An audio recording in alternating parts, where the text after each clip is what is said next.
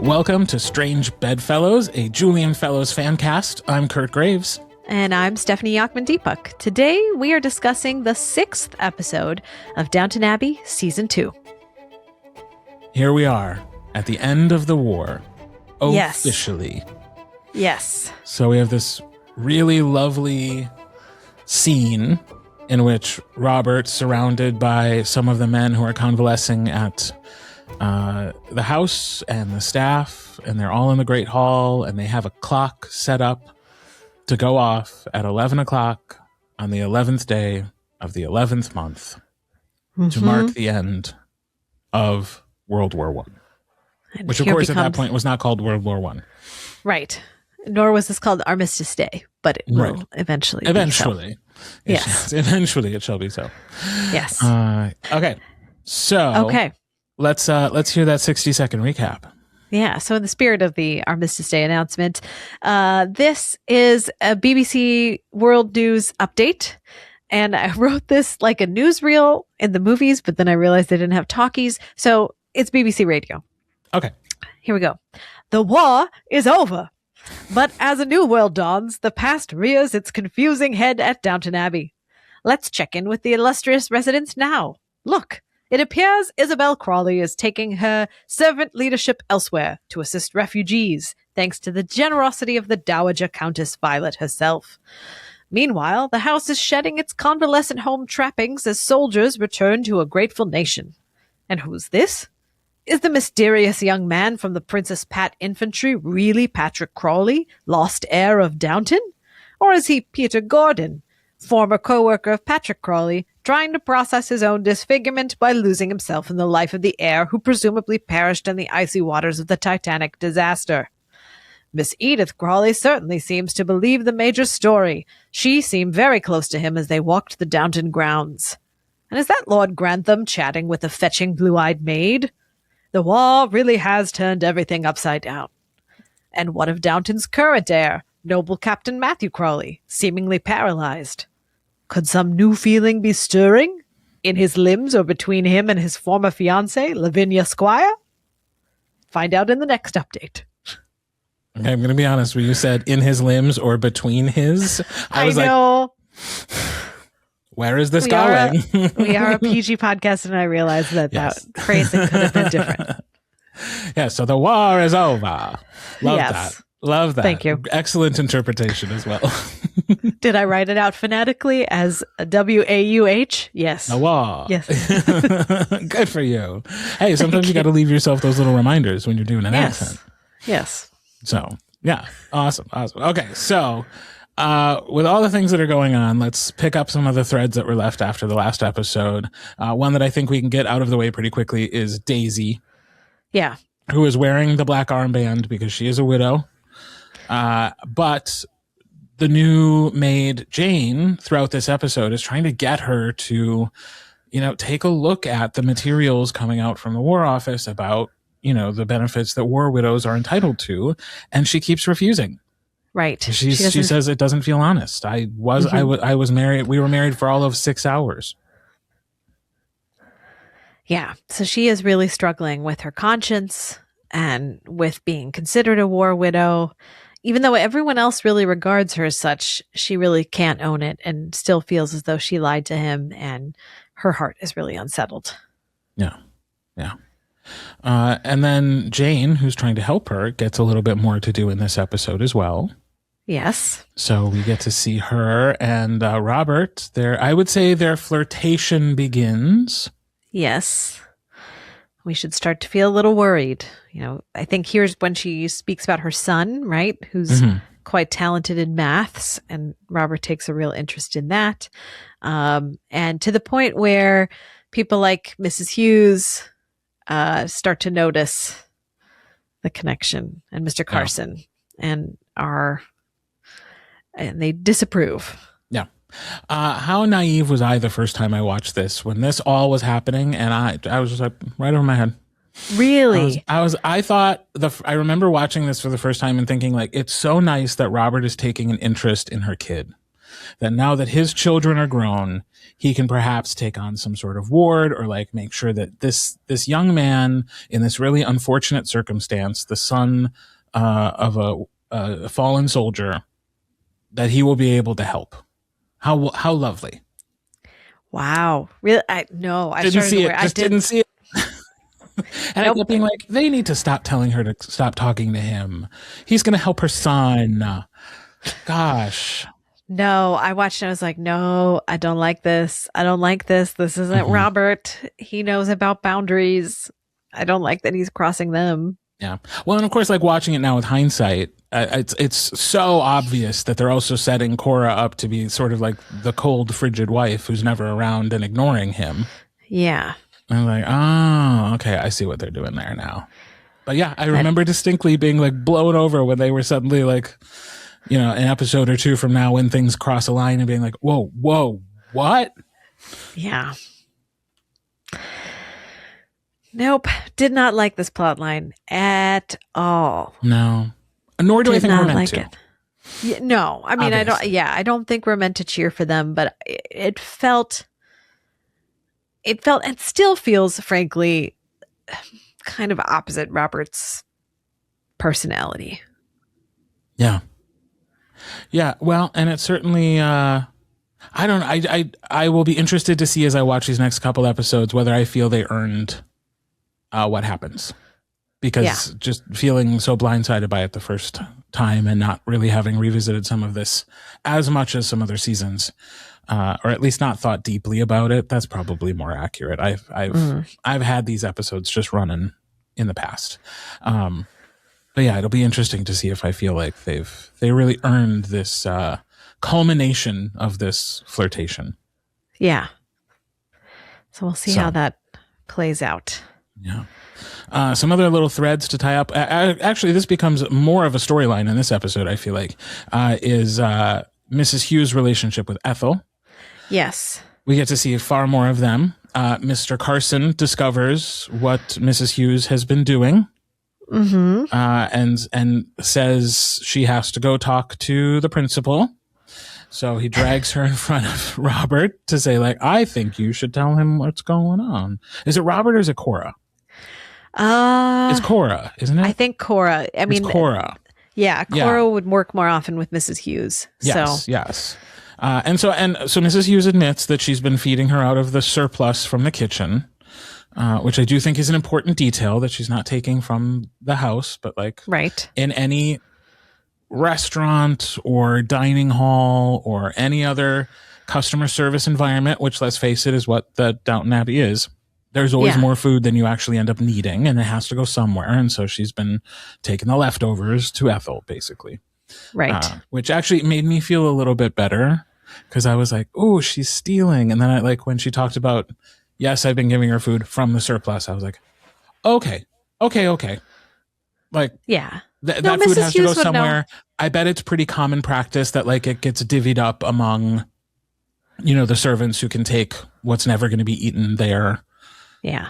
For those who leave the house, they can maybe take some, or it gets diverted to the servants anyways. So I was like, okay. I feel less like she was like really maliciously stealing from the house.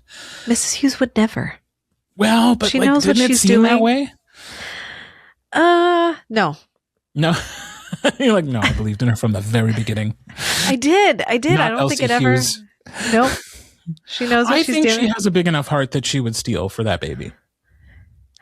Yeah, you're right. She might, but I think she's just really smart. Like, she would figure out the way to do it well. No. She's smart, and she really values her job. I mean, she's already turned down a kind courtship for this job.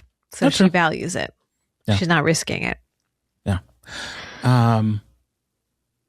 Not much more. What we learn in this episode of Ethel's story is that she's been writing Major, what's his face? Yeah. Major Mustache. Major Mustache. She's been writing Major Mustache, and he has unfortunately died in the last. Yes. Like in the last bits of fighting. Mm-hmm, mm-hmm. And that we learned because Cora makes a point of inviting him Finding to the out. house to say maybe that she or Robert would be able to get him to take responsibility for his child in a way that Mrs. Hughes has not been able to pressure him into doing. And the result of that letter writing is his parents write back to say that he was killed. So Yeah. The story is not yet over. No. But it is for this episode. Yes. Yes. So Yes. some more later on that. Yeah. Shall we talk about the mysterious burned soldier?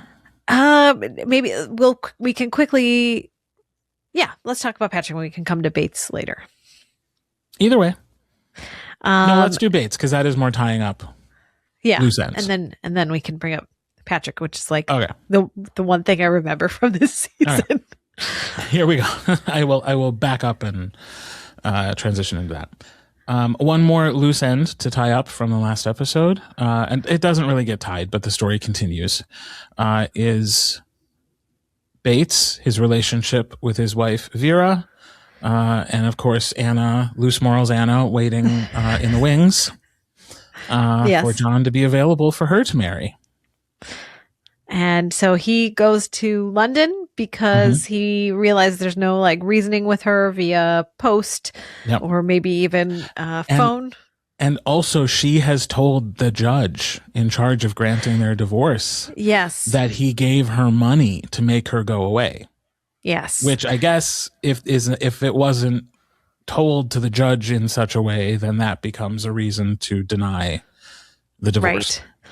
Because at this point, you had to have really strong grounds for divorce, a divorce to be granted. So to have the money involved suggests something nefarious, and so the judge is less likely to grant the divorce. So Bates goes to London to try to clear things up. He, unfortunately, as he speaks to Robert about his needing to take some leave, talks about he needs to go speak to the former Mrs. Bates, right? And better. Or better, the late, right? Mrs. Bates, and implying he would rather she be dead. And his words will catch up to him later. Yes. Although, so again, knowing that that's coming, I was listening in this scene in a way I hadn't before. And the very next thing he says is something along the lines of I have to try to talk some sense into her. And it's just Robert, why didn't you talk about that later? Because he made Robert. An off-color joke. It was not good. But then he immediately says what he intends to do is to go and talk to her, to convince her. This is because it's Robert. And when you need somebody to say exactly the right thing or massage the truth in a particular direction, Robert will not. Yeah. Not helpful. Not helpful, Robert. I feel like that's when we get shades of that actor's character from this British show. I think it's W1A, where it's this bumbling. It's sort of in the vein of The Office, but it's this bumbling television producer. And one season they're doing the Olympics, another season they're doing the World Cup or something like that. And he just is constantly making the wrong decisions. And I'm there, we get shades of that character in Robert in these moments. This is Hugh Bonneville, who's also in that Thank show? you. Okay. Thank you very much. Yes. Okay. Hugh Bonneville. I appreciate you filling in the name because for some reason I am blanking on their names whenever I want to talk about the actors. Every once in a while, my brain connects. But that's he's not helpful, Robert. New nickname. Yeah. I should start not helpful, Robert. Loose Morals Anna. For merch later. Not helpful. These are so not catchy. We need to.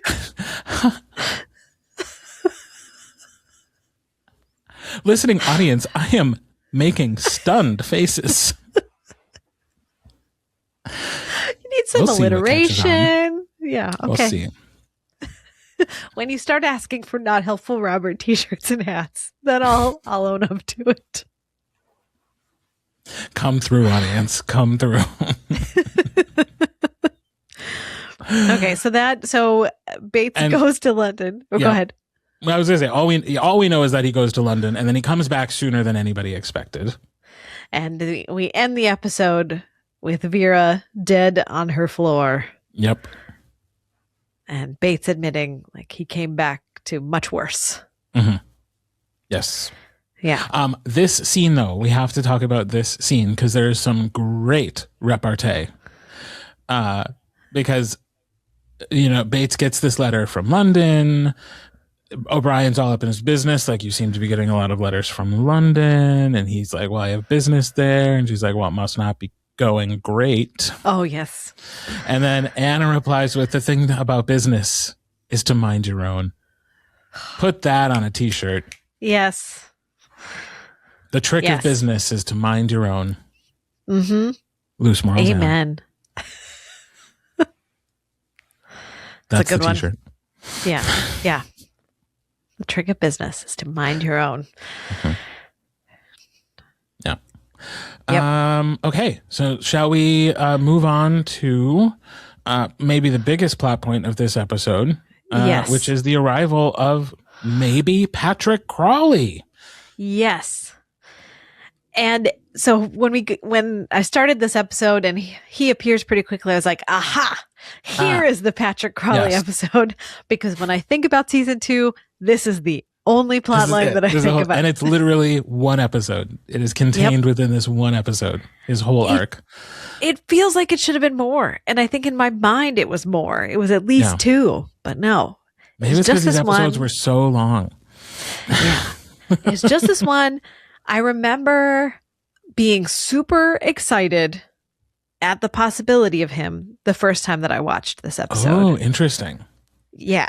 Just like really excited at what this might open up, like the conflict, the potential connection with Edith. The legal implications. The soap opera-esque nature of his wounds and things like that. Like it felt very Days of Our Lives. Yeah. As I was watching, and that was exciting to me. Was plastic surgery at a level at this point that we could have eventually had like an unwrap the face reveal to like a much more handsome actor? Could they have changed actors at some point in the if this was happening in the 1918? I don't think so. I think more likely he would have had a prosthetic. I think we actually have evidence of medical devices like sort of half face masks and things like that were used as replacements for men who were disfigured at this time. So it would have been more likely he would walk around like a prosthetic mask of some kind if he had been self-conscious about those injuries. I just feel like it could have been a real Knots Landing moment. Yeah. To reveal the new handsome face. And then, of course, Mary would be like, oh, well, maybe I did want Cousin Patrick this whole time. But that's not what happens. No. Everybody is rightfully skeptical about this man showing up and claiming to be the heir. With his very strong Canadian accent. Yes. Sidebar for a moment. When you are an actor in Canada and you are practicing your elocution, is one component of that earnestness? Because I really feel like a key component of a Canadian accent is like a degree of earnestness that does not exist in a British accent, does not exist in an American accent. There is just something about Canadian delivery that is like very earnest and grounded. That's just my question. Yeah, it's that and a boot. That's the whole accent. That's sound earnest and say a boot. But continue, please. It's a good point. But you know what? The thing is, when I think about accent work in my day-to-day life as a voice actor, we actually just did a whole thing about this, is like not to think of it too much as like the voice of a person and to think of it more to center it in character. Yeah. And not like, so really any accent work is also character work. So it makes sense that is something you have clocked as, these actors thinking of Canadians in the way I think their reputation is as earnest, kind, down to earth people. Mm-hmm. Shout out to Canada. Shout out Canada. Yeah. Yeah. But no, I remember with this plot line, like, being really excited about it, hoping it would keep going. And even now watching it, I feel like it's a missed opportunity. It would maybe be a very different show if they had decided to pursue it. I mean, it is very soap opera-esque. It's very melodramatic. But what show could we have had if the heir you had presumed to be dead did actually show up? Yeah. Under these circumstances. And it would have been a real coup to make it seem like, to pull it off, the whole amnesia storyline. Mm-hmm. Yeah. Yeah. And I do wonder too, like, they do very quickly find out about this Peter Gordon that Patrick worked with at the Home Office. So, like, I mean, I know that, like, the letters from Downton get to London, like, within a few hours because they're just going on a train and they're getting there. But, like, that was some quick investigative work to figure that out and to report back that, like, well, there was a Peter Gordon in Patrick's life, and he did move to Canada. That's some very quick detective work, given the types of resources. Yeah. We don't even have microfiche at this point. Right. Go ahead. I want to talk about one specific thing that I thought was such brilliant storytelling, because we get this lovely moment with Edith and Patrick out in the yard talking about their past. And Patrick bringing up, like, oh, that nanny that you hated. And she's like, oh, and then she gives the name and he's like, yes, her, and blah, blah, blah. And then later in the episode, when Edith is using that to say, like, to justify that he is who he says he is, he's brought up, he knows things that no one else would know. And Mary, out of the blue, like, lists some examples and includes, like, oh, and you hid in the garden from the mean nanny. And, like, I'd never clocked that before, the way, like, she absolutely nails what he did, which was to bring up some generic thing that is probably true of almost every upper class household in the country, and then use it as though it was evidence. And then to think too about the scene that he was in where he didn't say her name. He didn't remember. He said, oh, what was that governess? He's always asking the question that gets to the thing that convinces Edith. And then to see Edith's reaction in that moment as well of like, oh, shoot. Yeah. He actually said that exact thing. Really good writing on Julian Fellowes' part. Like, and that Mary says, what other childhood could he have imagined that we had? Right. Yeah. And of course, Mary is like absolutely certain this. I'm not even sure she's certain it's not him. She's certain it can't be him because she does not want to take the title away from Matthew. Yeah. Not at this point, when they have him at least in a wheelchair, starting to heal as best he can. He's talking with her.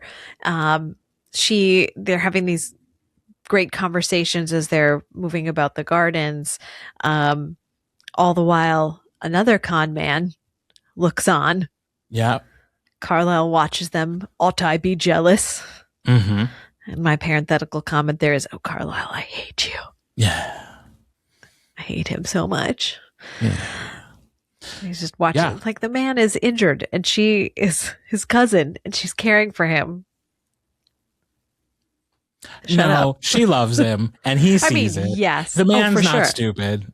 He sees what's going on.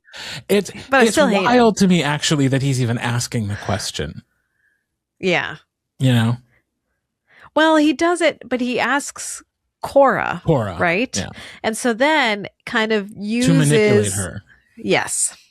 To manipulate her into bringing Lavinia back into Matthew's life so that he and Mary can get on with theirs. Yes. Yeah.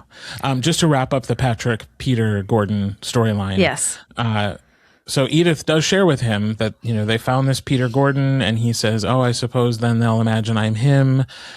And what if you were to find out he joined the same regiment that I'm claiming to be from and I'm Patrick, or am I?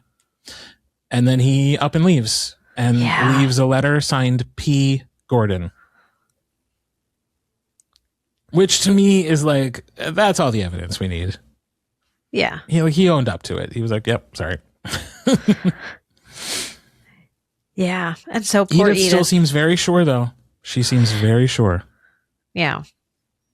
So here's one of those incidents that contributes to the like poor Edith mentality. You know, she so wanted it to be him. She so rejoiced in his attention. Here she was, the victorious sister, and no. Another one bites the dust. Again. Yes. For a interesting second time. too. Yeah, interesting too that like Sybil's the one to tell her that he left, and the fact that Sybil just let him leave. When she says we couldn't keep him clearly, here. then she believed what she believed.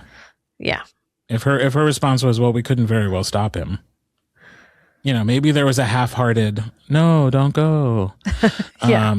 But we didn't see that. So no. Yeah. Let's talk a little bit more about Carlisle. Yes. Because he's up in Yorkshire to look at a home. He is going to buy an estate because he does not inherit as Mary's people do. He buys what he needs. So there's an estate, Higgsby Park. And he's going to buy it. The family has left. He can modernize it. Every bedroom has a bathroom. The people of Downton are shocked. How grotesque. No and I'm bathroom like, down that'd the be hall. great. Yeah. Yep. And I'm in lockstep with Cora on this one because she's out here being like, I'm an American. I don't share your English hatred of comfort. I missed that line on this viewing, but that is a good one. Oh, yeah. Yeah. It's real quick as they're like walking into the dinner at one point, but it's like, yeah. Yeah. What's so wrong about a bathroom for every bedroom? I agree. So they go to look at this house, you know, plans are in motion, but with Carlisle, like watching Mary closely with Matthew, he boils over and expresses himself in a way that I think we can agree was awesome. No, I'm just kidding. All right, then. Yeah, it was not awesome. No. No, I mean, like threatens Mary. Yeah. Explicitly. Yep. And gets physical with her. Yeah. So suddenly it's not just, you know, he is this powerful man who will wield the power of the press and also sort of the power of her secret that they now share, but compounds that with physical violence. Mm-hmm. Not a great guy. No. We're starting to see his true character through that action and then through his manipulation of Cora to bring Lavinia back into the picture because he's feeling threatened by Matthew. And if we're in Robert's headspace, communicates his own low breeding by trying to steal another man's servant. Yeah. In that he wants That's Mary true. to bring Carson with them. Mm-hmm. Yeah. And Carson will do it because he loves Mary, worships the ground that she walks on. Mm-hmm. And so he will go, but Robert sees this as really not necessarily a betrayal, but an insult. For sure. Yeah. Richard Carlisle. Yeah. So helpful the last episode, but what an awful man. Yes. I think a part of me, if I think back to watching this episode the first time, or these episodes the first time, this seems twisted, but a part of me was glad to see him behave the way that he did in this episode. Yeah, for sure. Because I did not want him to have any redeeming qualities, and it's much more fun for him to just be a baddie. Agreed. Yeah. I have such complicated feelings about this because I know that when I was watching this for the first time, my judgment was colored by the fact that he was also an actor in Game of Thrones. Yes. And a really like caring presence in that. Right. So the one trustworthy force for Khaleesi. Right. So it's like I probably when watching this the first time had some warmer feelings towards the character than were ever actually like made clear in the writing. It was just a consequence of like knowing the actor. Yeah. And so in this rewatch, it's like, oh, he's never really that. Like we had the incident with Lavinia. The way he handles things with Vera is helpful, but extremely unkind and like bordering on violence that he's threatening. And like clearly he is a cutthroat. I will do anything for business, for money, for advancement type of person. Mm-hmm. So, and yet it's still totally possible that Mary could choose him because she knows the value of her stock goes way down if the truth ever gets out about her. And there's enough of her that's a pragmatist to know that like, well, I can make a life with this rich man. Yeah. You know, it's not going to be a happy one. She has yet to say like, he makes me happy, or I think I'll have a happy life. She is not proclaiming that, just that she could make a life. Yeah. With him. And more and more, he feels like some kind of manifestation of Mary's own self-loathing. Like if we really go into psychoanalysis here, it's like she, and not that I want to blame her for his behavior, right? Or think that she sought something hurtful out for herself. But you wonder, is a part of her feeling like this is all I deserve? Yeah. She's internalized something that says this is all I deserve and this is appropriate. Certainly I think so, punishment. yes. Because and not even for the Pamuk thing. It's for casting Matthew off. Yeah. This is what I deserve for turning away a good man. Yeah, for making such a mess of things. Mm-hmm. This is my penance. Yeah. Oof. Yeah. Oh, and yet how strange is it that at this point she has a more honest relationship with Carlisle than she did when she was getting engaged to Matthew. Yeah. Because there was that big secret that she felt she couldn't say yes to him without him knowing. And now Carlisle knows the big secret and they're engaged. Yeah. I mean, she has her more shame years. Is what makes them equals. Yeah. Ugh. Yeah. Well, did you ask a question? Sorry. I was going to say, like, she has more years on her, and she's now seen at a distance, a great distance, war. And so you wonder if Mary had been in the same situation with Matthew, having gone through the history that she's now experienced, would she have been more forthcoming? Yeah. I think so. From the, once you've seen men losing their lives, losing their limbs, your own shame over that one night, I think, feels really minuscule in comparison. Yeah. I think that's probably true. Yeah. And also, I think she was maybe more willing to talk to Richard about it, because if it ended things... So what? What's she losing? Listeners, we both shrugged. We both shrugged. What's she losing? No. Yeah, so, what's she losing? So, yeah. Yeah.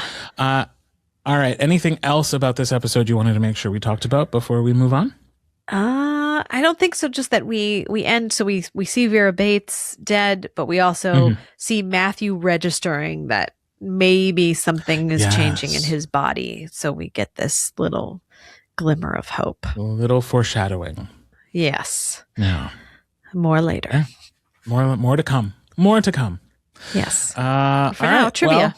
For now, trivia. Every episode, one host challenges the other with a trivia question related to the Julian Fellowes property we are discussing that week, whether it's about an actor, the production, the time period.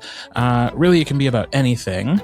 Before we get to this week's question, let's take a listen to my answer from last week. All right. The Battle of Amiens, in which Matthew and William were injured, began on August 8th, 1918, and it marked the beginning of a campaign, an Allied campaign that would, by November 11th, 1918, end World War I. This series of attacks would eventually be called the Blank Days Offensive, which was named for its approximate span of time. I don't think it's quite 100, so I'm going to say the 80 Days Offensive.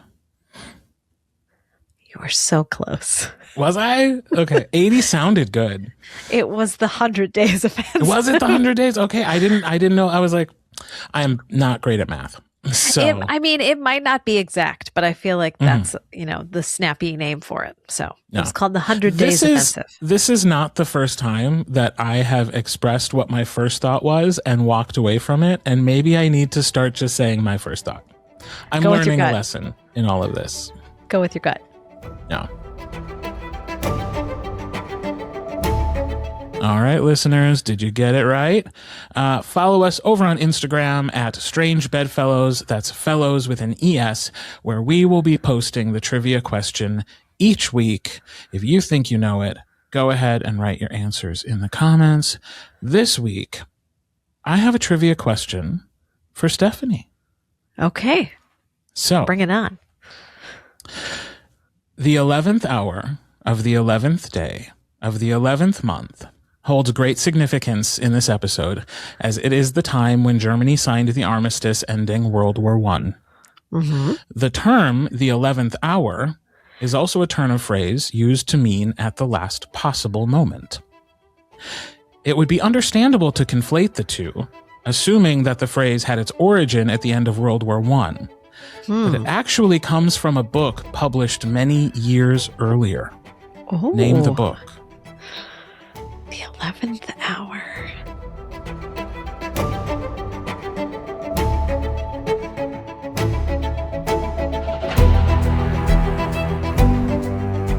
All right. So tune in next episode to find out if Stefanie got it right.